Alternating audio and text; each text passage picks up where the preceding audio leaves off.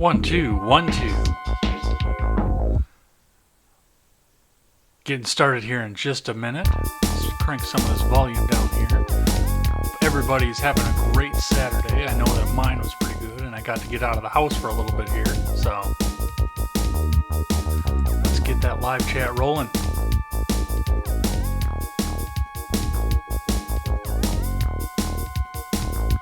One, two, 1, 2.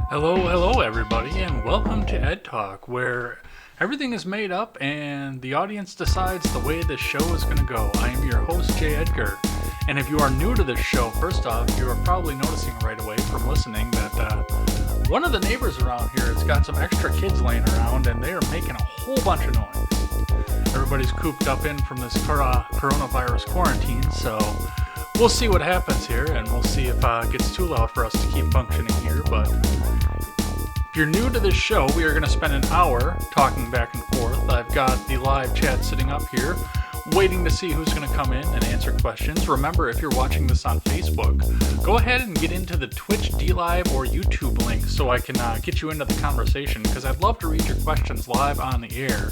And I can't do it from Facebook for whatever reason. That won't come into the live chat.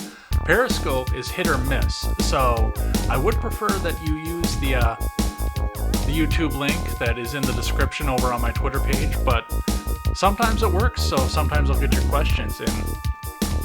It's been a week. I've spent most of my mornings talking about the coronavirus, and most of my afternoons pretty upset over the fact that everybody is in a panic over the coronavirus right now, so it's been an interesting time, of course.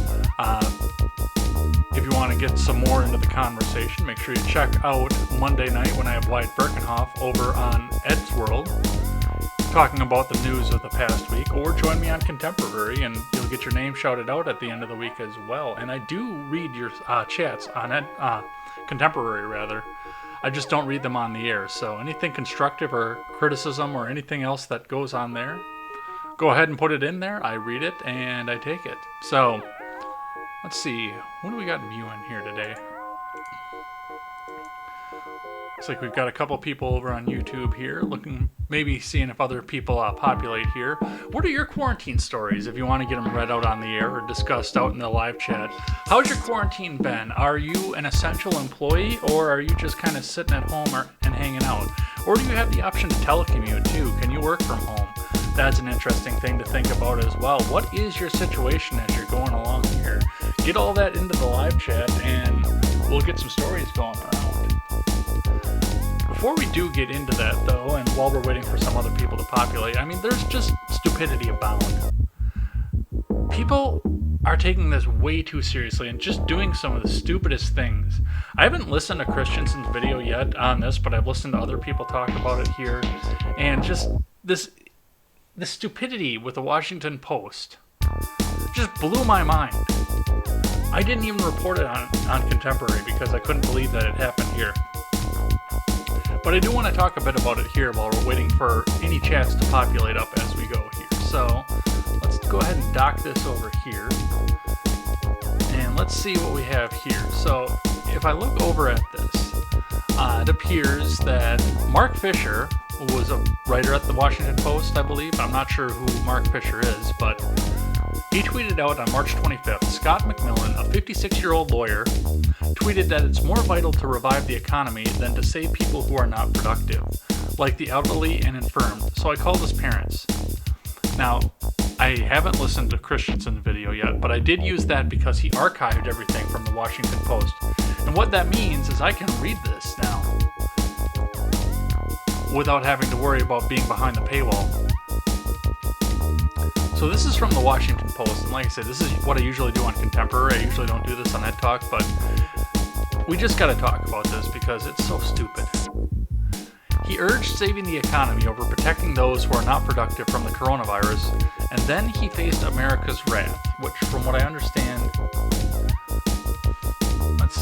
from what I understand from the basis of this, Jake from Freedom Scoop is showing up in the chat here, so we'll get to his question as soon as I get through this, which we'll cut away in a second here. But I do want everyone to hear this from the audio platform. From what I understand off of this, America's wrath means his parents' wrath, or at least what they attempted to do for that. So this is by Mark Fisher, so he must be a staff writer over at WaPo. Scott McMillan had it with being cooped up, with the whole country being closed, with the collapsing market and the isolation, the constant worry about politicians who didn't take the coronavirus seriously when they could have. On Sunday night, McMillan, a 56-year-old lawyer in La Mesa, California, near San Diego, saw President Trump's tweet about how we cannot let the cure be worse than the problem itself. The lawyer took to Twitter to add his own 2 cents. The fundamental problem is whether we are going to tank the entire economy to save 2.5% of the population, which is 1, generally expensive to maintain, and 2, not productive. At which point McMillan instantly became Scrooge, a ghoul, an advocate for the death of 8.2 million Americans. Within minutes he was trending on Twitter, and not in a good way. People called him a liberal and a right-wing nut, even a Nazi. They threatened his livelihood, his family, his home. The polite people told him about their elderly parents who teach their grandchildren Latin and music and produce more happiness in their golden years than most working adults do in their entire careers. The mean people, who are not shy on Twitter, invoked the full array of lawyer jokes, Soylent Green, and the Holocaust to convey just how awful McMillan was for implying that the old or infirm people should be put aside to allow America to get back to work. People posted testimonials from clients who hadn't been happy with McMillan's legal work. Within 48 hours, he had received 9 death threats. Oh, fuck you, he's received a lot more than that. Trust me when I tell you that. I'm not a cold-hearted monster, McMillan told the Washington Post in a full interview. He added, nature does this every so often. It wipes out a bunch of us. McMillan was not the first person to express the idea that it's more important for the country to get back to work than it is to do everything possible to protect the elderly and infirm. The anxious political and personal struggle between doing whatever it takes to avoid a wicked, sometimes lethal virus, and doing what is needed to revive a suddenly dormant economy, McMillan's tweet became a lightning rod, a marker of a nation once again divided about the right way forward. Is this guy actually ever going to get down and tell us what it was that he did, or is this going to be something that that just kind of disappears as we go? Or is this going to be something we have to read all the way to the end, see where Macmillan, or not Macmillan, but Fisher called his parents? Let's see.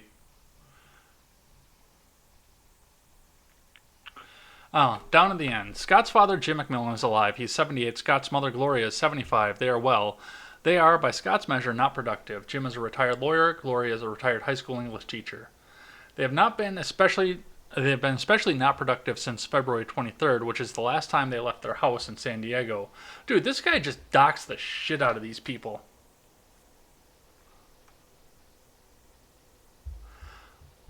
So, according to this article, just kind of skimming through, and like I said, I haven't read the... Oh, geez. Is this a book or a WaPo article? Okay. So, basically, this guy is all sorts of excited over the fact that he called this dude's parents because he made an opinion that the writer from Washington Post didn't like. I'm going to direct this to my mom at some point after this and see what she says about what would have happened if she would have got a call like this. So let's see what Jake from Freedom Scoop says over in the live chat here. Let's dock this back over here where it's right in front of me. So Jake from Freedom Scoop says, I'll start the questions. If coronavirus causes thousands of people to begin homeschooling our kids, will school choice be enacted so parents can get the tax money for teaching their own kids? That wouldn't be a bad idea, but I think that would take a lot more legislation. And first and foremost, because I'm a states' rights activist, first and foremost, that is going to be something that needs to be handled at the state level, not necessarily at the federal level. So that's something that we need to keep in mind. You would need to talk to your particular state legislation to see whether or not they would cover something like that, or whether or not it would be in the budget. Otherwise, they would just be funding the public schools. But that does bring up an interesting idea that I talked a bit about when I was over on Contemporary this past week. So telecommunications have become a huge thing. Telecommuting to work has become one of the biggest things out of our economy right now. I mean, look at all these people over in... look at all these people that were in trouble in the Senate for buying and selling stocks. Ooh, they bought and sold stocks. It's all so scary. Well, look at what they did. They went ahead and they bought a bunch of stock in telecommunication companies. Which, if you know that the country is going to go into a point where people need to start commuting to work, working from home, and videoing in if they need to or otherwise, it'd be a smart thing to do. But we need to think about what the telecommunication world could do for this country.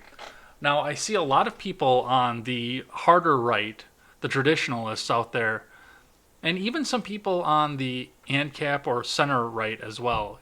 They keep thinking the same thing, that the schools have turned most of America, at least our youth, into raging liberals because of the way that the curricula are set up and the way that the schools are set up, especially in the hierarchy in the school, which has made private schooling something that's been very popular over the last few years. Parents want their kids to get the education without getting the opinion and the liberal bent, which is, to be completely honest, putting our country behind other countries throughout the world. To be completely honest, the liberal bent that they have going through the school is teaching kids things that aren't even factually true. I mean, the abortion argument is an argument about that. Yes, life begins at conception. Whether or not you can legislate the morality behind it is the argument that we need to have. And it should be legislated. It shouldn't be a Supreme Court decision. So let them get up there and legislate it rather than just letting the Supreme Court decide the whole thing. The problem, though, with doing this with school choice as well, and going back to the telecommunications aspect of this, but if everybody's starting to telecommute to work, first off, we're going to start realizing who actually needs to be at work and who doesn't need to be there, who can work from home, and what jobs don't actually require a physical presence. Now, some jobs you have to think about. If you're not required to be there and your boss just hands you a task and says you need to get it done by this time, you can work on it whenever. And if you want to work on it late at night because you're a little bit more awake and alert and productive late at night, and you want to play Xbox during the day, as Christensen said during Beauty and the Beta, if you want to play Xbox during the day, you can. As long as it's done by the deadline and you meet with the people when you need to meet with the people and discuss with them when you need to discuss, as long as it gets done, it's fine. If you're salaried, this is really, really important to you because you get the work done and then it's done. So it doesn't matter when you go in and when you don't go in. If you're punching the clock, it's a little bit different because then you've got to make sure you manage your time, make sure you're punched in when you need to be, punched out when you need to be, and getting paid when you need to. But if you're salaried, it's really not that big of a deal, especially if you don't need to be there. Welcome on in, Ron Helton with the Bat Soup. Get that discussion going. Sharing is caring, remember, and get more people in here so that we can talk. Looks like an error occurred with the chat here over on the monitor, but we'll see what happens there. Yeah, how's gas down by you, Ron? I didn't get over to one of the 99-cent places today, but I just filled up the tank at $1.19. All the way, because I had the low fuel light come on, so I just put 31 gallons in at $1.19, and I was pretty pumped about that. I was way excited about that. $33 to fill up my truck all the way. So anyway, going back to the telecommuting thing. So there again. We've come to a point in this world where we have put everybody in a position where they need to have a 2-income household in order to pay any bills, to own a house, to own any property, or do most anything else. But now with this big self-isolation thing, now we actually get to see what happens, who needs to be at work, and who can stay home and work from home. With that, I do think we may see a rise in the traditional household again, to be completely honest. One of the big things with the households that we've had, and I think one of the things that's been driving divorce, is the fact that couples never see each other. But they're both going to work all the time, their kids are getting raised by the state and in daycare. They're resentful for the fact that their kids are being raised by a daycare, and like I say, they never see each other. They never spend time together, and they never do anything together because they're both always working, chasing the American dream. If some of these couples can at least get one parent in the house most of the time, where they can get everything done, the house can stay clean, they can still both work, but one of them can work from home and doesn't necessarily need to physically be in the office, that changes the dynamic of a lot of things. It cuts down daycare costs, state care costs. Kids don't have to necessarily always be at school. If they get sick, you don't have to worry about getting a babysitter, daycare, taking time off for work. If you've got one parent that, maybe only has to go into the office one day a week to turn in paperwork, file paperwork, or do something else, can do everything from else at home, or even better, if one parent can always be at home, never has to step foot in the office, you're going to change a lot of the dynamic, and yeah, you're going to raise a lot of you're going to change a lot of the dynamic, and you're going to change the way that homemaking has been, because that was just it. I mean, the dynamic in the 90s always was, oh, you're just a homemaker, and you're not doing anything else outside the house, and it was supposed to be a dirty word. You were never supposed to aspire to be just a homemaker. And now we're sitting at a point where, okay, you can do both. You can be a career woman and a homemaker, or a house dad and a homemaker, if that's really your thing. I don't necessarily like that idea, but if that's your thing, absolutely do it. Have the guy work from home if he can. The woman goes out and does the work, especially like a nursing field, or even a woman who decides to become a doctor. If the guy can work in the office and never have to go to work, the woman can go out and be a doctor. Once again, you've got one parent in the home all the time. You're not sending the kid to daycare all the time or getting a babysitter or so many other things, and you're just getting back to that traditional family lifestyle while still having the 2 incomes that seem to be required to chase down the American dream. Now, of course, we could get down to... Ron Helton says, it would be great to go back to an economy where one of the parents stays home with the kids. More family stability.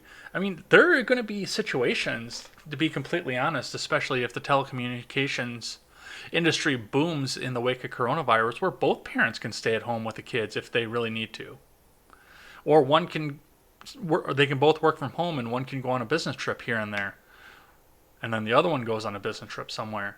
And there's some other things that go along with this too, especially. Now, of course, recently, in years recent, all of the big and good jobs have cropped up in the city, especially in places like New York City and Los Angeles. Places like that. Chicago is another big one. A lot of really, really big companies, especially office companies, require you to live within a certain distance from the city or commute to the city in a horrible commute that you just wind up sitting in your car for 2 or 3 hours at a time to go 20 miles to work. You're in these horrible commutes to go back and forth to the city.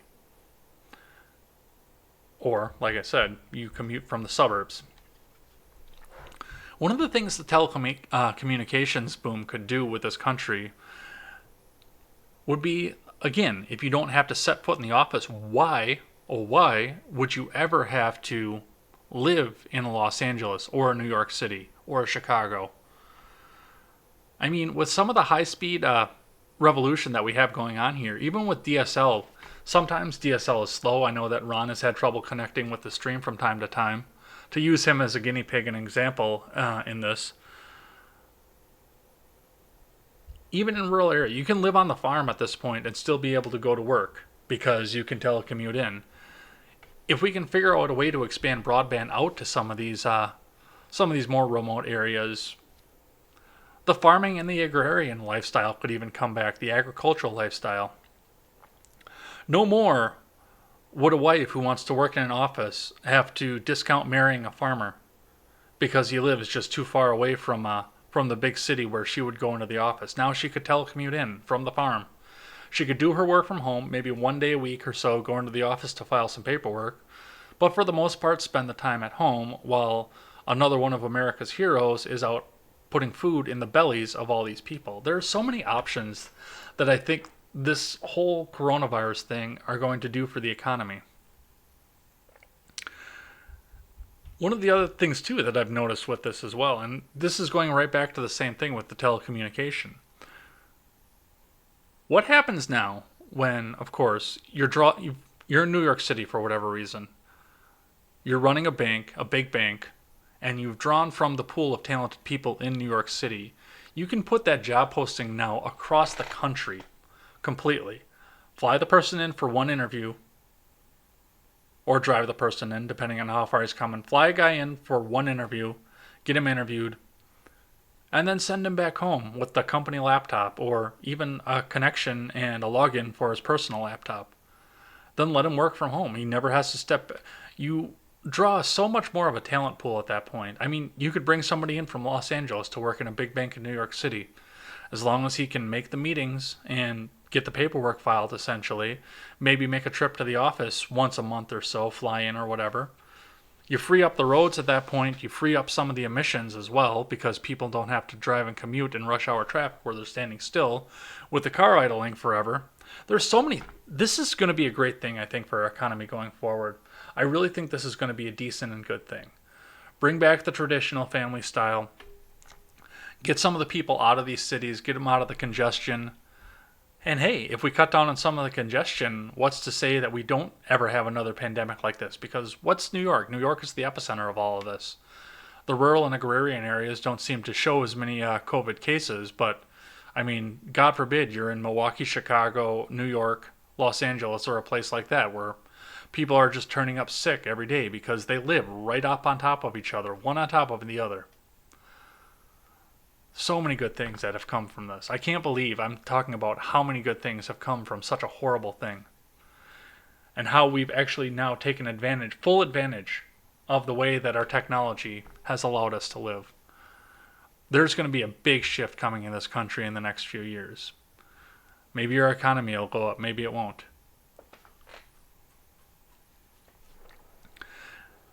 And like I said, if you want to go out in the country and raise some hens while you still go and have that good office job out there, you've got the option to do that.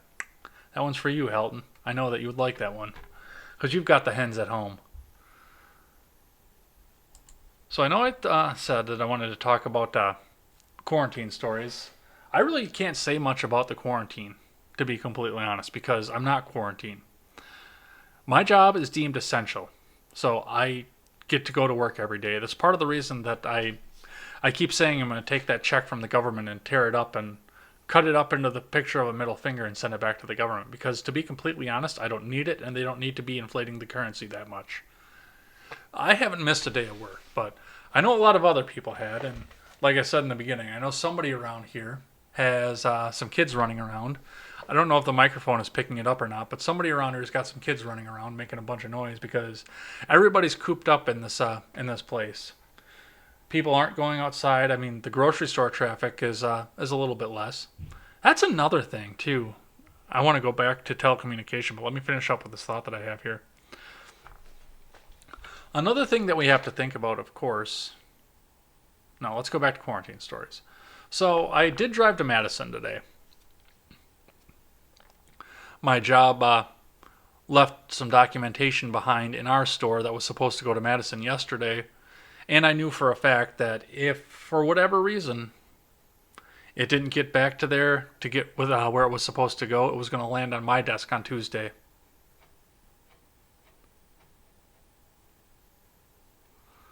I have no idea what was going on with the neighbors last night. I think maybe their alarm went off. 2 cops showed up, banged on the door, had a brief conversation, and left. Maybe they're cooking meth. You don't know. Are they missing a bunch of teeth? Do they have people come in and out at all hours of the night? Who knows? Anyway.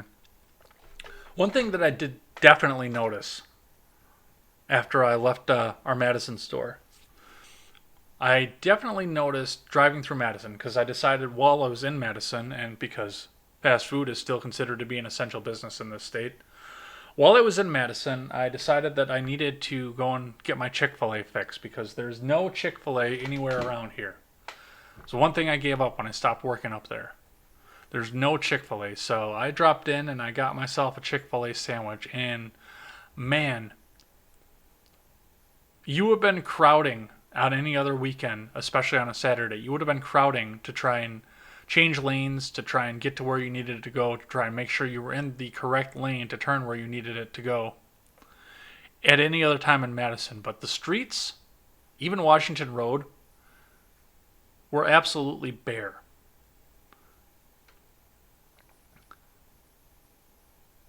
What is it?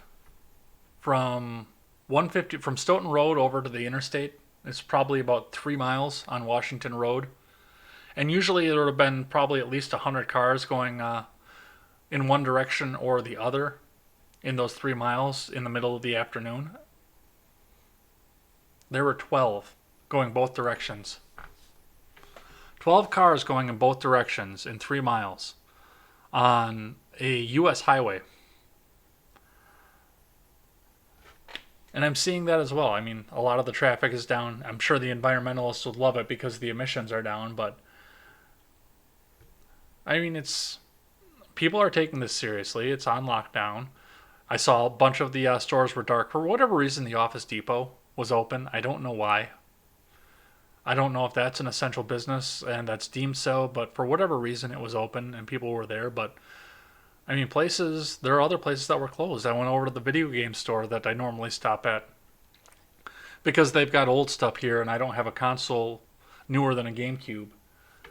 And their windows were dark. Everything in that plaza was dark. Let's see, what do we got here? No, I think she's a single mom. She works in one of the stores in the next town over. She recognized me and asked me about my chickens.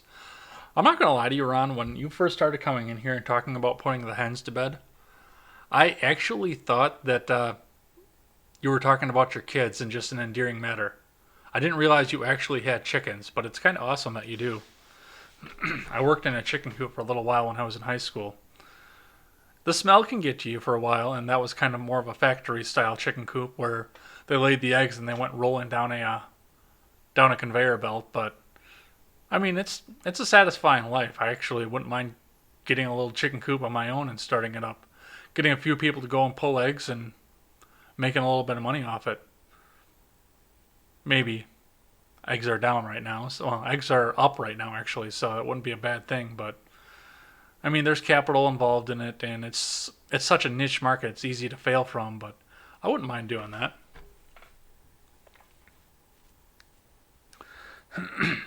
I clean their chicken house once a week and put in fresh straw. And you put them to bed every night too, or at least every night that I streamed for a while. So I wanted to go back to telecommunication, and I don't remember what it was that I wanted to do. Well, to go back to what we were saying before, of course, because Jake asked the question here. Now, with more people telecommuting, and I think more traditional homes coming up, I do think that homeschool is going to become more of an option. I don't know how they're going to handle the certifications for that, because there are people that should not be teaching their own children. I'm sorry. Because it's going to be more detrimental than helpful. Eggs are how much? $3 a dozen. Are they out of their fucking minds? They're $1.50 a dozen here.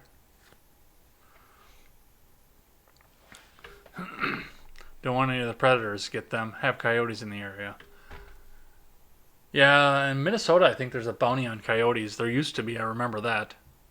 But they also put the bounty on the albino deer if it was running around too in Minnesota, because they thought of it as a flaw in the bloodline and they wanted to get rid of it. In Wisconsin, they're protected.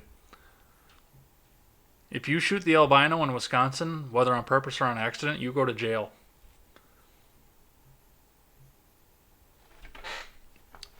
So there was something else about telecommuting, and I lost my train of thought, which was dumb.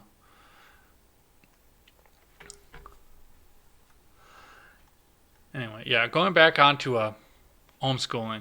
Yeah, unfortunately, I do say that parents should have the final say in what happens to their children, but I mean, there should be some sort of level of certification to make sure that you have the knowledge and the ability to teach your children properly before you can homeschool as well. I don't think every single parent should be out there homeschooling, but it should definitely be an option on the table. I think that some kids would be held back if they were to only be homeschooled or only have the option to be homeschooled. I mean, yes, parents would know best for everybody, but there are kids out there who would be prodigies that would never be recognized, never be pushed into a certain field or given the ability to study either. So community does take an effect when it goes to homeschooling. Eggs were still 68 cents at Aldi's in the next town over last Sunday. I don't know what they are today. The local grocery chain suspended their sale ads until this is over. Yeah, I haven't gone to check and see if I've got a new coupon ad from the grocery store I like to go to when they have their big coupon sale. Sometimes they do them for weeks in a row, sometimes they don't, and honestly, I would not be surprised if they weren't doing them for weeks in a row. I do like going there, though, because they'll give me quarters for laundry. Not all stores will give out quarters if you request them, but they'll give you quarters for laundry if you ask in the roll form. I'm going to do some laundry too. Maybe I'm going to have to go over to that store. I don't like to go there without the coupons on sale or the coupon sale going on, because then they're really, really expensive. They're actually more expensive than most of the other stores in the area if you're not using the coupons, but they'll give you the quarters, and that's a nice convenience, especially if you didn't make it over to the bank like I didn't. So I don't know. Looks like we might be having a flopping audience on this one here, so I might cut this one a bit early. Don't have a lot of questions going on here.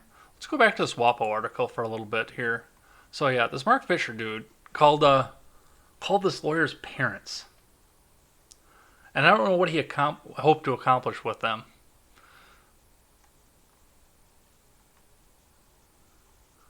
I mean, McMillan is a grown man. I do. I think I'm gonna cut it early here, and I'm actually gonna reach out to my mom and see what she would have said if somebody had called her with something like this, because that's nuts to me. I can't believe somebody would do that. Well, maybe we'll do this a bit more next week. Let's see. When I lived in an apartment years ago, I had to buy me one of those portable washer-dryer units. I hate going to the laundromat and lugging clothes there. Well, we've got laundry in the basement here, and I hate the fact that I'm renting to begin with. I'm not going to lie, but certain things happened throughout my 20s that I need to rebuild my credit score before I can go out and buy. I've actually got a couple ideas and a couple houses picked out, potentially, but need to get that credit score up, and this whole pandemic is not helping anything right now. But yes, I should definitely be owning at some point here in the near future, but the laundry in the basement uses quarters, so I need to have the quarters to do it. So, for anybody who's listening back to this on the audio platforms or on the replay going down the road, make sure you check us out. Thanks for tuning in again. Make sure to check us out in 2 Saturdays when we'll do another Ed Talk again, and we'll get some more listener questions in. I'd love to do this every Saturday, but I know that at some point, too, I need to go and visit my parents once all of this is over and go do other things as well. So make sure you tune in with us in a couple Saturdays. We'll get some more listener questions answered, and we'll have probably some more quarantine stories here. Otherwise, we will be back here on Monday with more contemporary, and we will be back here on Monday night with Wyatt from Roundtable Decision, one of our contributing authors over at freedomscoop.com. Go over and check us out there. You can check us out as well over on freedomscoop.com with all of my shows there. All of Stephen Ignoramus' shows there. The Generational Gap is over there. The R-Rated Conservative is over there, and Wyatt Birkenhoff himself is over there as well, so go check us out.